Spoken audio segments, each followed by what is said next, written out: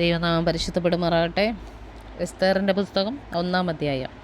അഹശ്വേരോഷിൻ്റെ കാലത്ത് ഹിന്ദുദേശം മുതൽ കൂശ് വരെ 127 സംസ്ഥാനങ്ങൾ വേണ അഹശ്വേരോഷ് ഇവൻ തന്നെ.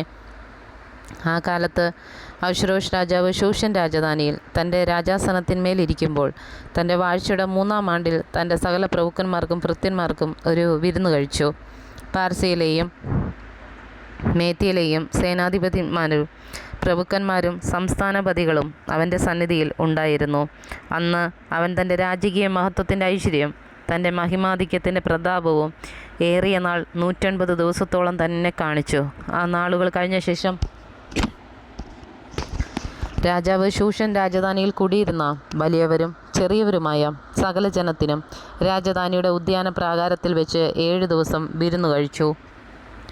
അവിടെ വെൺകൽ തൂണുകളിന്മേൽ വെള്ളിവളയങ്ങളിൽ ശണനൂലും ധൂമ്രനൂലും കൊണ്ടുള്ള ചരടുകളാൽ വെള്ളയും പച്ചയും നീലയുമായ ശീലകൾ തൂക്കിയിരുന്നു.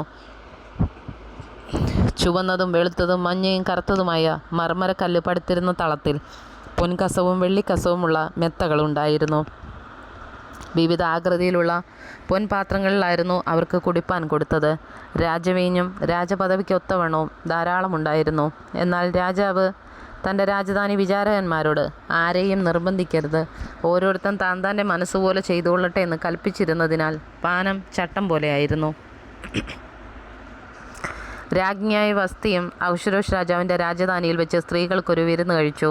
7-ാം ദിവസം വീഞ്ഞു കുടിച്ച് ആനന്ദമായിരിക്കുമ്പോൾ അഹശ്വേരോഷ് രാജാവ് മെഹൂമാൻ, ബിസ്ത, ഹർബോന, ബിഗ്ത, അബഗ്ത, സേദർ, കർക്കസ് എന്നിങ്ങനെ രാജധാനിയിൽ സേവിച്ചു നിൽക്കുന്ന 7 ഷണ്ഡന്മാരോട് ജനങ്ങൾക്കും പ്രഭുക്കന്മാർക്കും വസ്തി രാജ്ഞിയുടെ സൗന്ദര്യം കാണിക്കേണ്ടതിന് അവളെ രാജകിരീടം ധരിപ്പിച്ച് രാജസന്നിധിയിൽ കൊണ്ടുവരാൻ കൽപ്പിച്ചു. അവൾ സുമുഖിയായിരുന്നു. എന്നാൽ ഷണ്ഡന്മാർ മുഖാന്തരം അയച്ച രാജകൽപ്പന മറുത്ത് വസ്തി രാജ്ഞി ചെല്ലാതിരുന്നു. അതുകൊണ്ട് രാജാവ് ഏറ്റവും കോപിച്ചു. അവൻ്റെ കോപം അവൻ്റെ ഉള്ളിൽ ജ്വലിച്ചു. ആ സമയത്ത് രാജമുഖം കാണുന്നവരും രാജ്യത്ത് പ്രധാന സ്ഥാനങ്ങളിൽ ഇരിക്കുന്നവരുമായ കെർഷന, ഷേദാർ, അദ്മാത, തർഷീഷ്, മേരസ്, മർസന, മെമൂഖാൻ എന്നിങ്ങനെ പാർസിയിലെയും മേദ്യയിലെയും 7 പ്രഭുക്കന്മാർ അവനോട് അടുത്ത് ഇരിക്കുകയായിരുന്നു. രാജ്യധർമ്മത്തിലും ന്യായത്തിലും പരിജ്ഞാനികളായ എല്ലാവരോടും ആലോചിക്കുക പതിവായിരുന്നതിനാൽ കാലജ്ഞന്മാരായ വിദ്വാൻമാരോട് രാജാവ് ഷണ്ഡന്മാർ മുഖാന്തരം അഹശ്വേരോഷ് രാജാവ് അയച്ച കൽപ്പന വസ്തി രാജ്ഞി അനുസരിക്കായക കൊണ്ട് രാജ്യധർമ്മപ്രകാരം അവളോട് ചെയ്യേണ്ടത് എന്ത് എന്ന് ചോദിച്ചു. അതിനു മെമൂഖാൻ രാജാവിനോട് പ്രഭുക്കന്മാരോട് ഉത്തരം പറഞ്ഞു എന്തെന്നാൽ, വസ്തി രാജ്ഞി രാജാവിനോട് മാത്രമല്ല അഹശ്വേരോഷ് രാജാവിൻ്റെ സർവ്വ സംസ്ഥാനങ്ങളിലുമുള്ള സകല പ്രഭുക്കന്മാരോടും ജാതികളോടും അന്യായം ചെയ്തിരിക്കുന്നു. രാജ്ഞിയുടെ ഈ പ്രവൃത്തി സകല സ്ത്രീകളും അറിയും.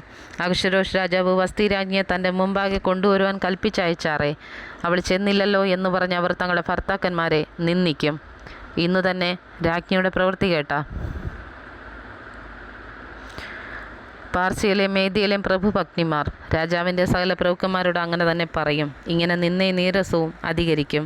രാജാവിന് സമ്മതമെങ്കിൽ വസ്തി ഇനി അഹശ്വേരോഷ് രാജാവിൻ്റെ സന്നിധിയിൽ വരരുതെന്നൊരു തിരുമുമ്പിൽ നിന്ന് ഒരു രാജകൽപ്പന പുറപ്പെടുവിക്കുകയും അത് മാറ്റിക്കൂടാതോണം പാർസിയുടെയും മേദ്യരുടെയും രാജ്യധർമ്മത്തിൽ എഴുതിക്കുകയും രാജാവ് അവളുടെ രാജ്ഞി സ്ഥാനം അവളെക്കാൾ നല്ലവളായ മറ്റൊരുതിക്ക് കൊടുക്കുകയും വേണം.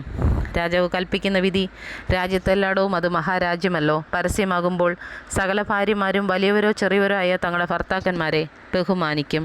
ഈ വാക്ക് രാജാവിനും പ്രഭുക്കന്മാർക്കും ബോധിച്ചു. രാജാവ് മെമൂഖാൻ്റെ വാക്കുപോലെ ചെയ്തു. ഏതു പുരുഷനും തൻ്റെ വീട്ടിൽ കർത്തവ്യം നടത്തുകയും സ്വഭാഷ സംസാരിക്കുകയും വേണമെന്ന് രാജാവ് തൻ്റെ സകല സംസ്ഥാനങ്ങളിലേക്കും അതത് സംസ്ഥാനത്തേക്ക് അതതിൻ്റെ അക്ഷരത്തിലും അതതു ജാതിക്ക് അവരവരുടെ ഭാഷയിലും എഴുത്തയച്ചു.